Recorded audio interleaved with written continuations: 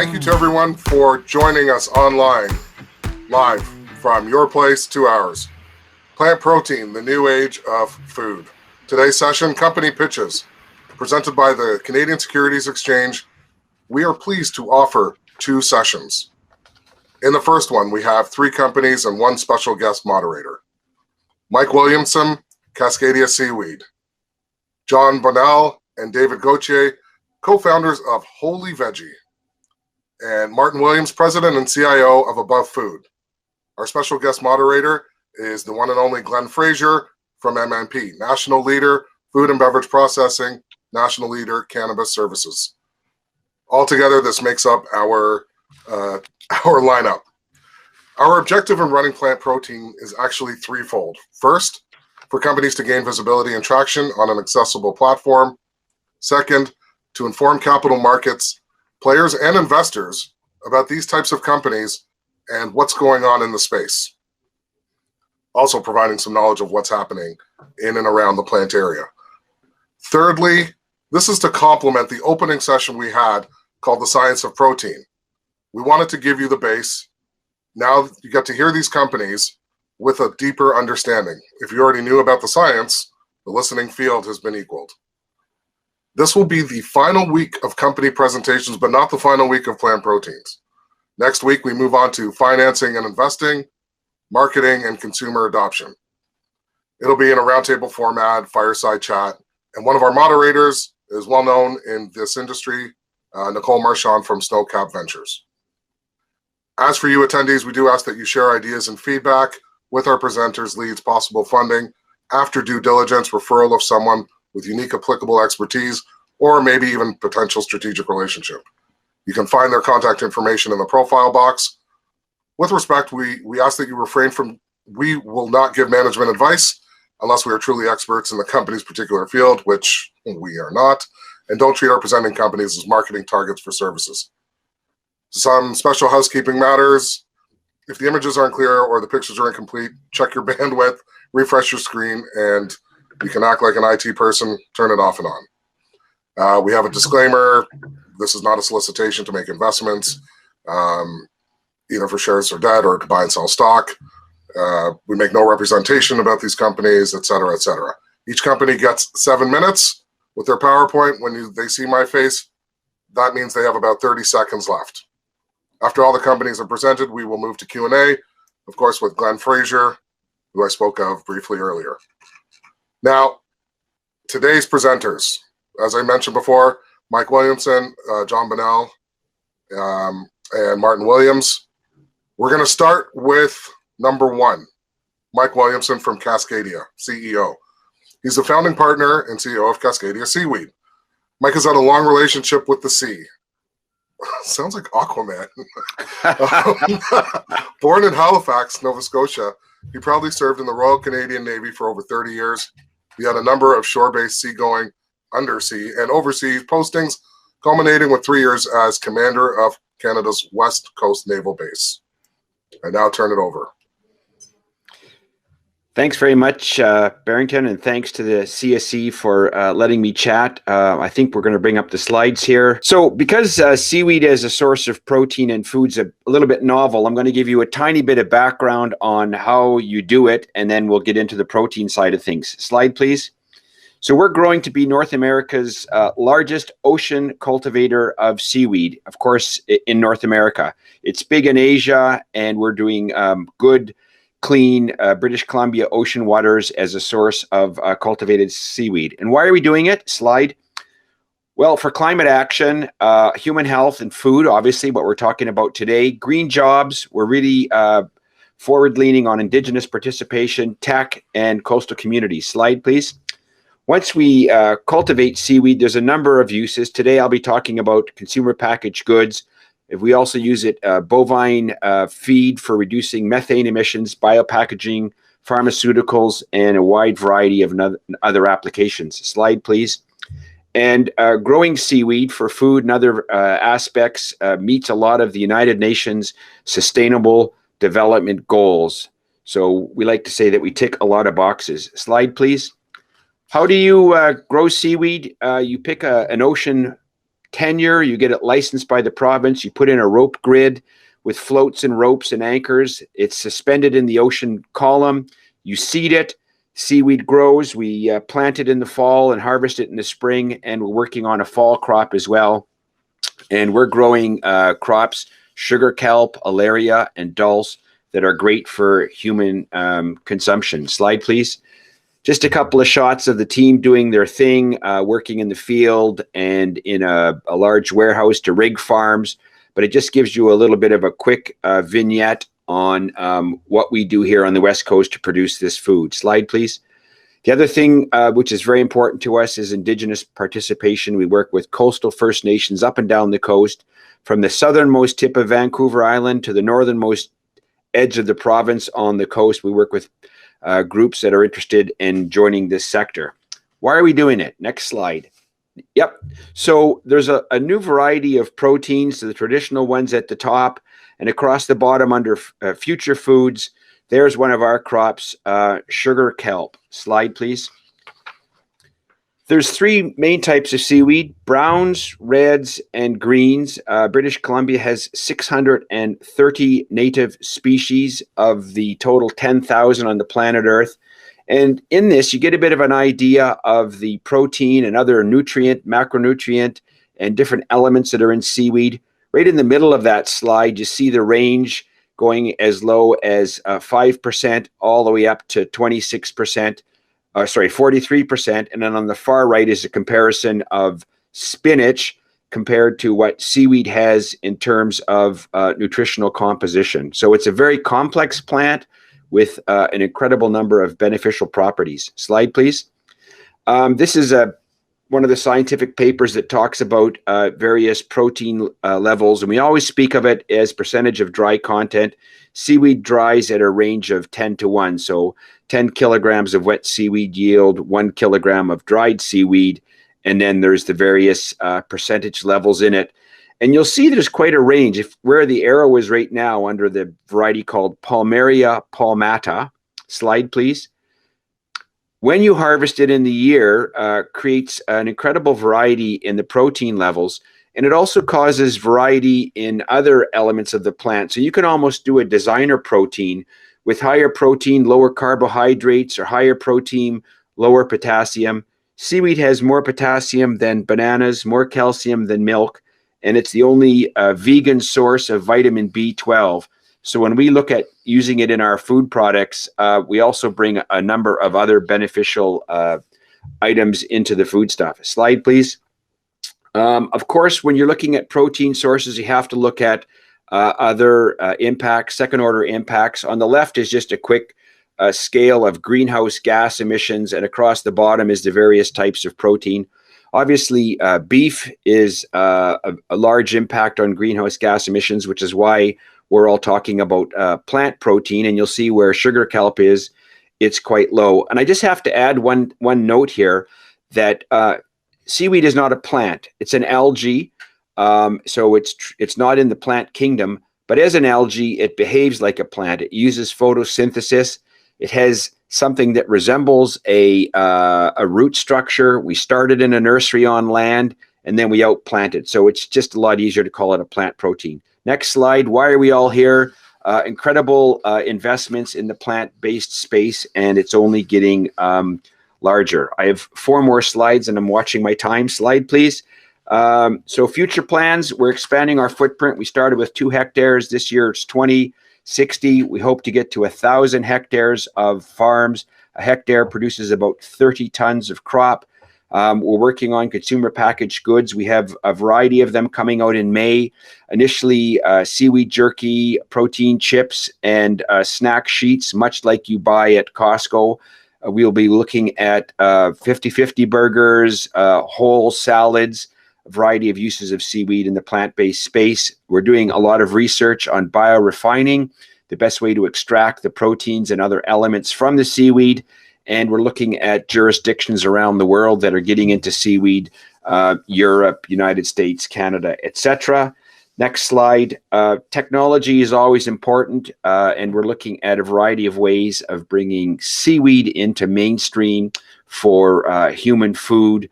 A lot of interest in the space. Final thoughts, final slide. One more. That's the folks working in the nursery at the early gametophyte stage. As I mentioned, we fulfill a number of sustainable development goals.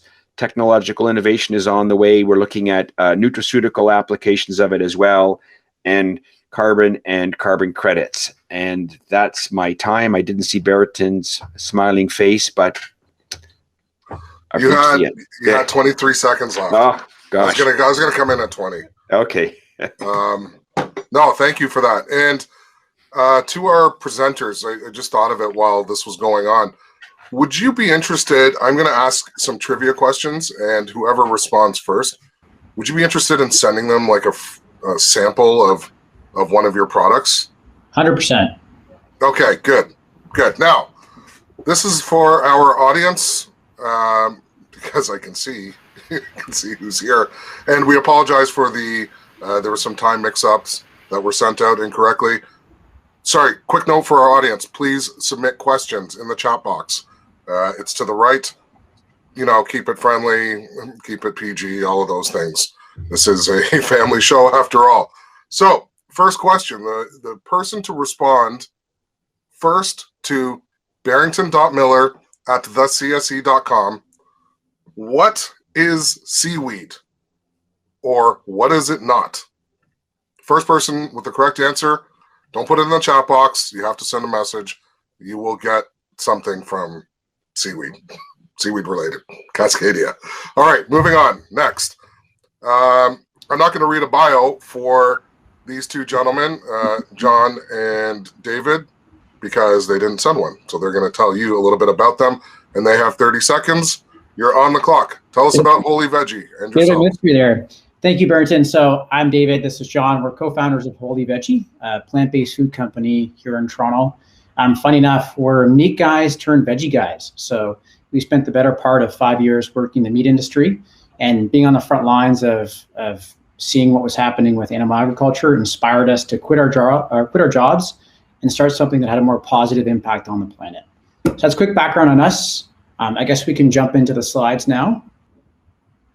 Okay, thank you very much, everyone. So who is Holy Veggie? Quick kind of 30-second bit on us. We are Canada's fastest growing plant-based food company in frozen food. So we launched in late 2016, and we do a line of consumer packaged goods specializing in soy-free, gluten-free, plant-based products. And we sell in retail stores across Canada as well as into the United States.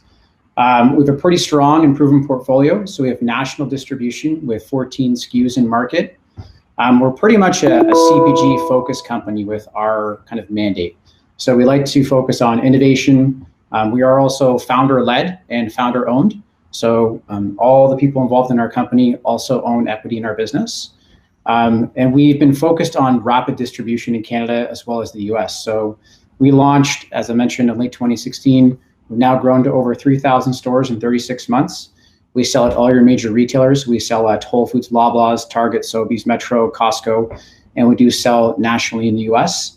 And why we're super excited about this conversation today is because plant protein is part of a very large and very addressable market.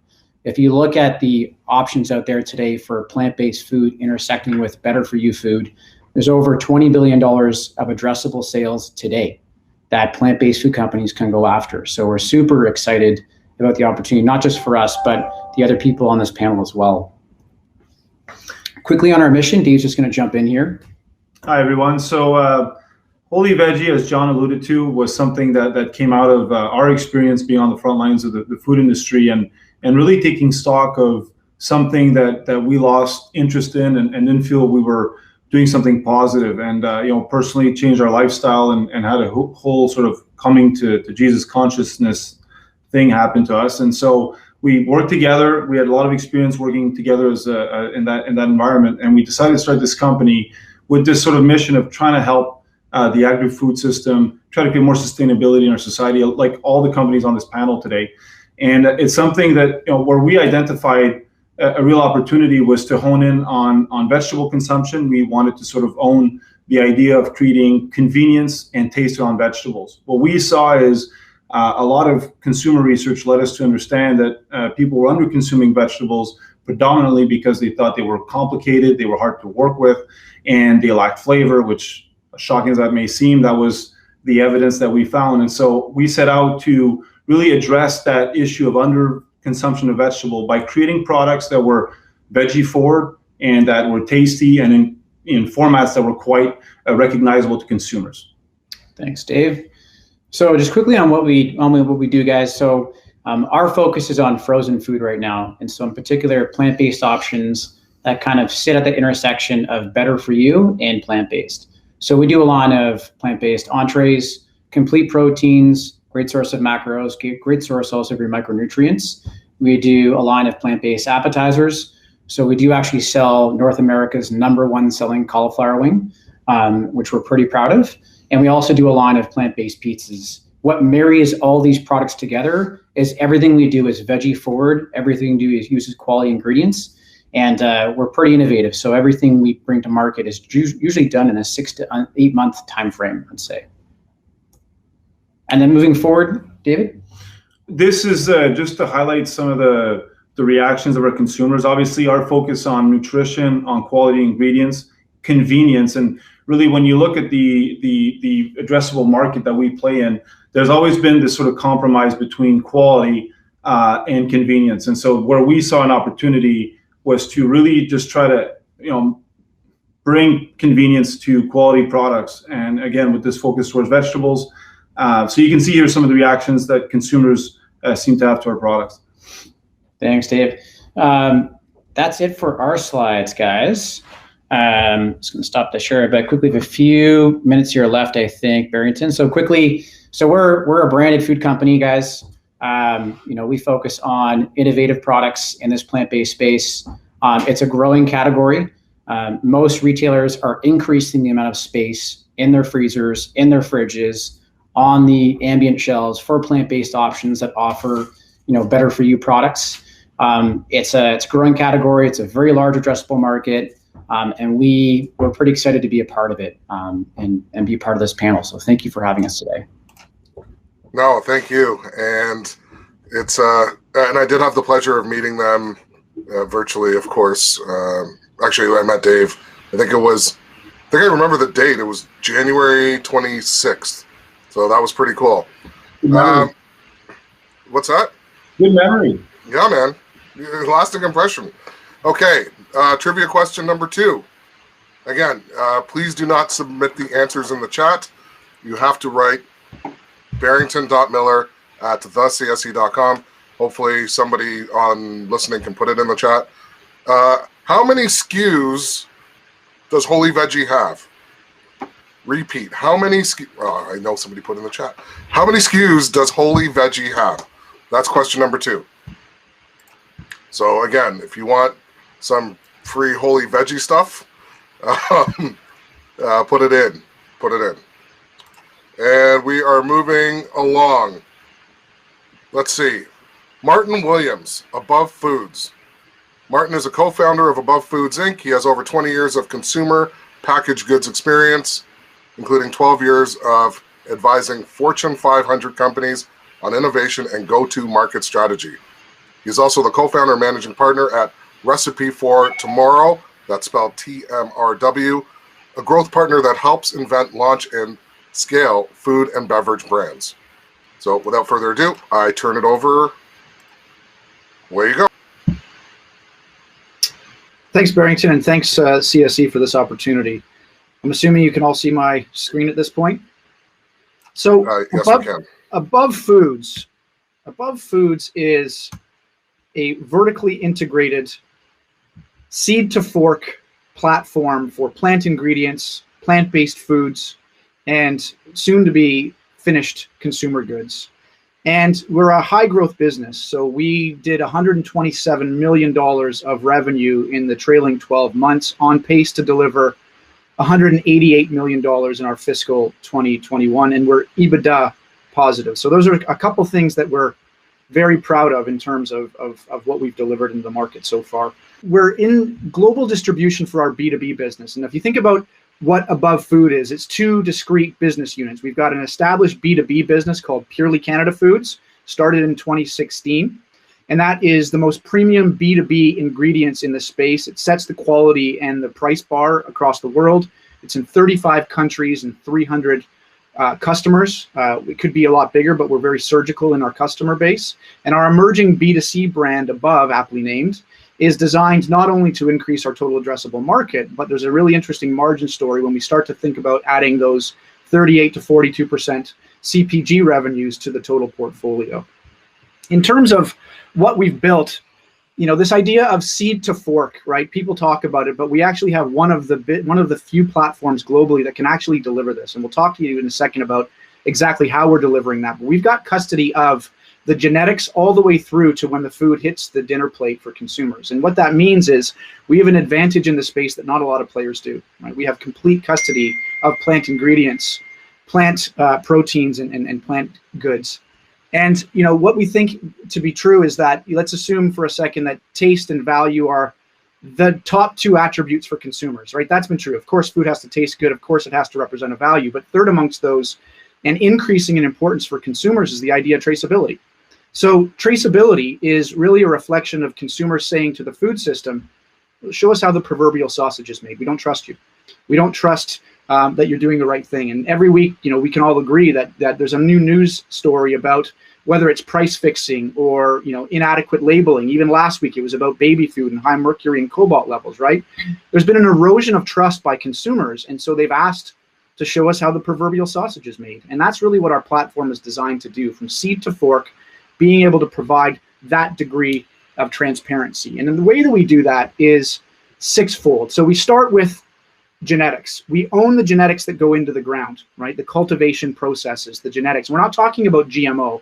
All of our product, all of our ingredients are non-GMO. What we're talking about is attribute selection, higher protein, better starches, and we monitor that as they go in the ground. Then we move to our advanced cultivation. The family that owns the agribusiness portion, the B2B portion, has been in agribusiness for 5 generations. You're talking about 120 linear years of agribusiness experience, of product development and food processing experience. And so they've pioneered techniques to be able to do broad-based agriculture for these new class of proteins that's sustainable. Now, often scale and sustainability are at two ends of the spectrum, but they've figured out ways to do this no-till. What that means is every single ingredient, every single protein, and every single finished good that Above creates has a carbon sink attached to it.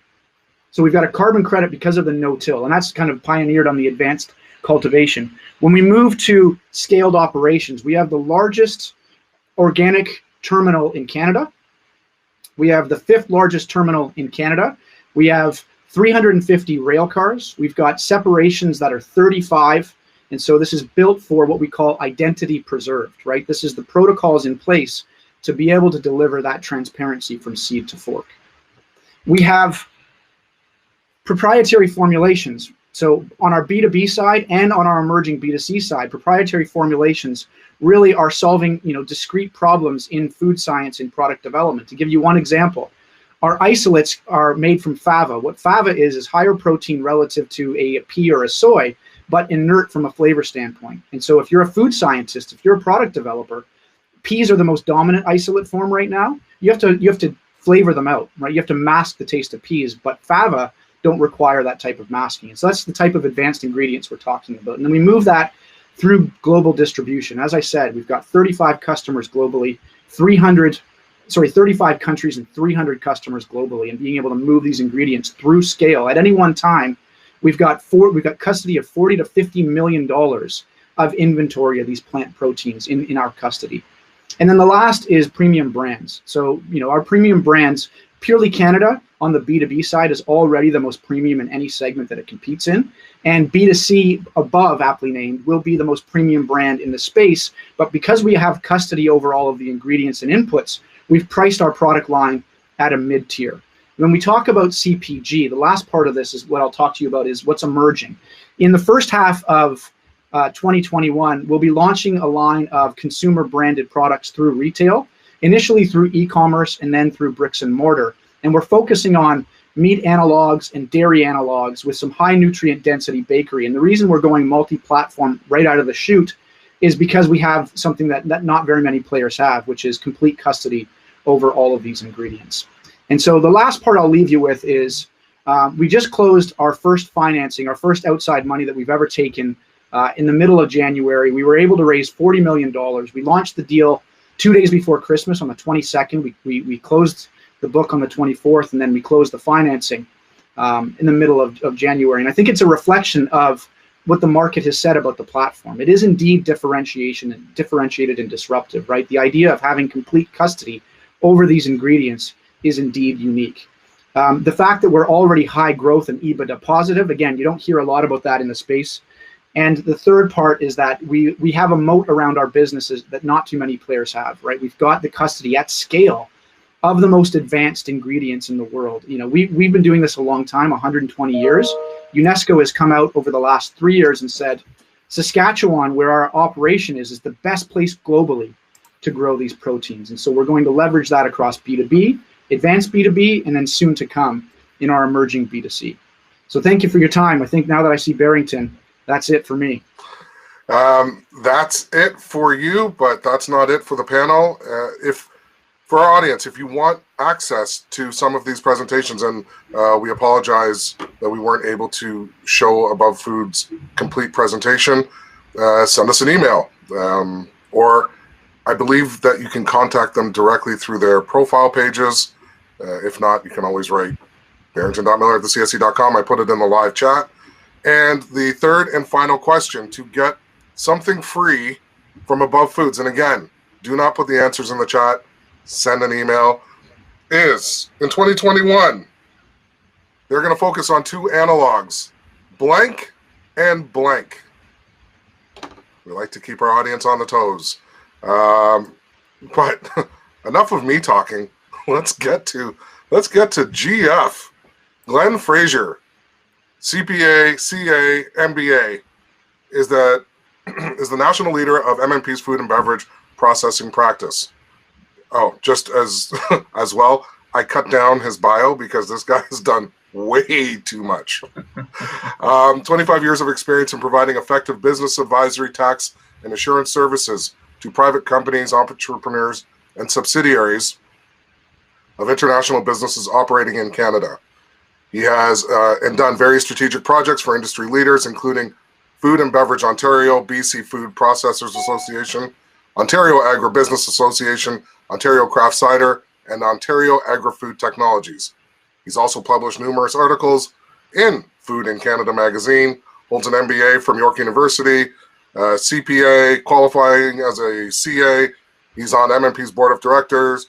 He also acts as chair and board member of Childhood Cancer Canada.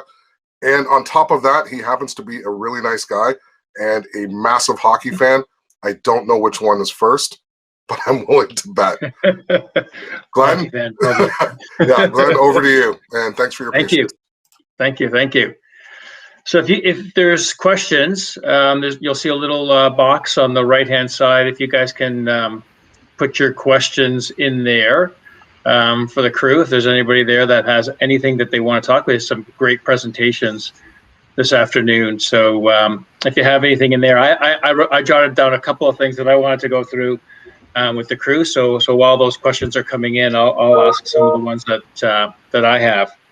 I guess probably this probably goes to everybody, but one of the things that would probably be top of mind, just given the environment that we've all had to endure over the last 10 months, although it probably feels like years now.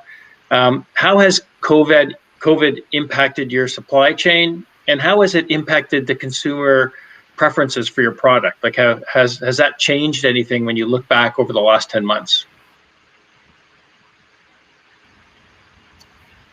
I'll direct it to everybody. Anybody, just jump in. Sure. I can jump in here. This is John, Holy Veggie. So there's two parts to that. So the first one I'd say is anybody that wasn't already doing an e-com solution, a DTC solution, is.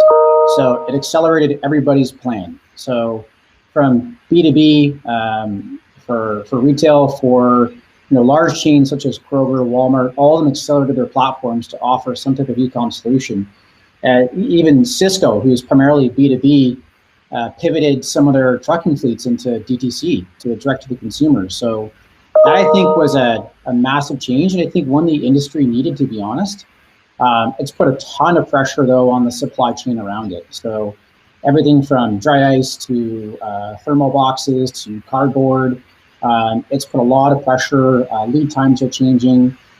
It's completely uprooted that industry, and we'll see a really interesting solution out there for new innovative offerings to run cold chain for direct-to-consumer. The second thing is, if you haven't seen it already, we have two huge things going on right now. So number one is anybody that does large frozen container shipment across the ocean, that got impacted right off the bat. China closed its borders, and every single frozen container got stuck in there. Not just frozen, but any container. And so all of a sudden, lead times for large containers for any type of raw material input into the food system got delayed massively. And on top of that, what we're seeing right now is that the federal government in the US is repossessing frozen containers. So once a frozen container makes its way across the ocean and lands in North America, that's not leaving. So it's being repossessed and it's being used for vaccine storage. So it's being used to keep things climate control. So I'd say that's how we've seen it impacted big time. And also say, guys, like anybody that enjoyed going into a grocery store, I ask why.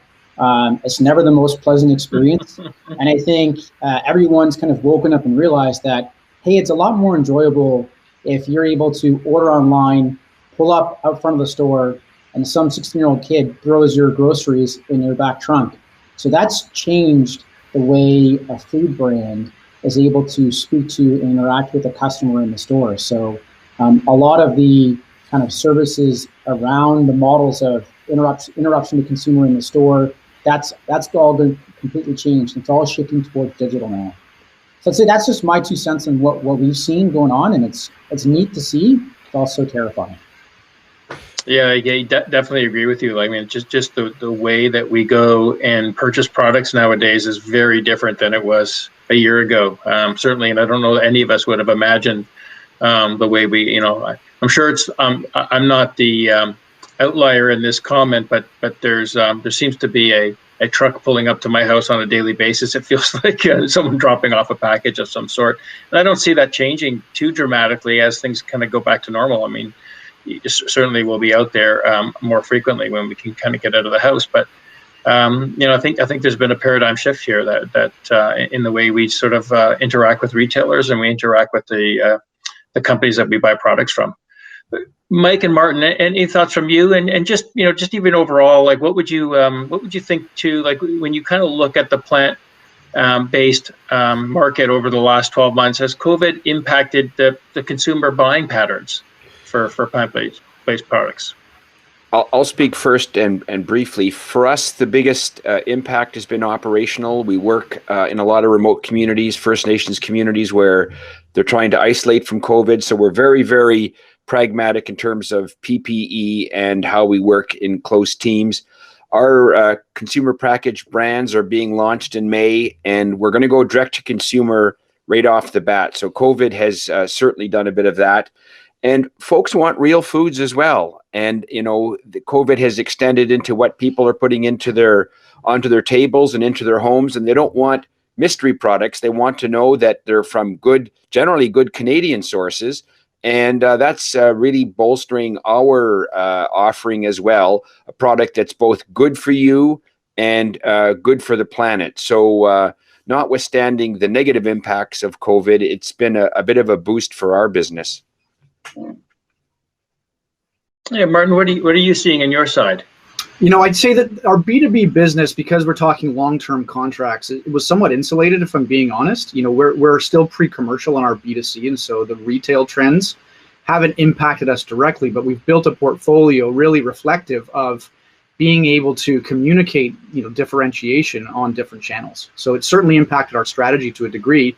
We wouldn't have contemplated launching as deeply as we are out of the gate if we didn't have this many people shopping online first and going digital channels first, right? I think the other thing that it's done in terms of our broad marketing is, we're all on these things 300, 400% more. I hate seeing that report every week that says, my usage is up 7, 10, whatever it is percent. But the reality is, now we're driving, we're shortening the distance between building awareness for a brand and conversion. So I think that, when we think about investing in marketing, I think it's become a lot more efficient. And there's a lot of players out there that have become really surgical in their approach to how to shorten that distance between awareness building and conversion. I mean, you guys will know this to be true. Like CPG is hand-to-hand combat, right? And you're fighting for shelf space every day. And so when you've got people that are captive in terms of, where they are and what they're looking at, there's certainly an advantage there, and you can be a lot more efficient with your marketing spend. So I'd say that that's how we've it's certainly informed and influenced our strategy on the B2C side. Yeah, for sure. Another question, just that I'd have, some of the more, I guess, popular or more mainstream brands that the average consumer has started to hear more about over the last 12 months, Beyond Meat and Impossible Foods would be sort of the two examples of that. How would you guys differentiate your business from what they've done and the way they've gone to market? What would you guys say is some of the big differentiating points between your companies and what those two companies or companies like them have kind of done over the last little while? I'm gonna jump in first, Sure. Just because we've thought and talked and debated this a lot. But the reality is, Impossible and Beyond have blazed an incredible trail. The reason that we're able to have a conversation even like this is because there's so much market interest. And so all credit where credit is due. But just because they've chosen a burger form factor doesn't mean everyone else needs to, right? They've chosen an enemy. The enemy that they've chosen is the cow. And it, again, doesn't mean that everyone else has to choose the same enemy. Like we're taking a bit of a different tack with our meat analogs to think about the ubiquity of different forms and the ubiquity of use cases. I mean, how many burgers are you going to have in a week? Even in the summertime, with 2, 3 burger occasions. So we're thinking about product forms that are a little different. And so we're actually not thinking about competing with them necessarily. Certainly not head to head. Now, of course, it's a zero-sum game to a degree, and you're talking about total share of wallet. But we're kind of not looking to run the same playbook because they have advantages with that playbook. The advantages that we're leveraging are supply advantages and having access to these proteins at a scale and at a cost that's going to be really tough for them to compete with, candidly, at scale. John, Mike, what are your thoughts on that? Yeah, I'll jump in on that one. That's something that for us, John and I, when we looked at this category. So a few years ago, we noticed that there were being, incumbents and companies like Beyond Meat that were coming out, and for us, obviously, we're really excited to see what's happening because it's a growing category, as Martin just alluded to, and you're seeing a lot of excitement and awareness and people getting into this space. For us, we always wanted to own our own sort of blue ocean in terms of where we were going to fit as a company. We focus on the frozen set. We don't play in the refrigerated set where these companies are. So. For us, we're seeing that as where we want to own a category in this whole, CPG vegan food set. The other thing is for us, when we looked at it, we also saw that they were, really focused on emulsifying and transforming plants into meat alternatives, and we thought that was really interesting. But for us, philosophically, we wanted to do something that was more rooted in, simplicity. Veggie forward is really the way we position ourselves. And so it's all about quality ingredients and just celebrating vegetables the way they are, not necessarily trying to make them into something different. So that's kind of the way we approach it. As with my fellow speakers, I applaud them for blazing the trail for all of us. It makes saying plant-based foods much more acceptable.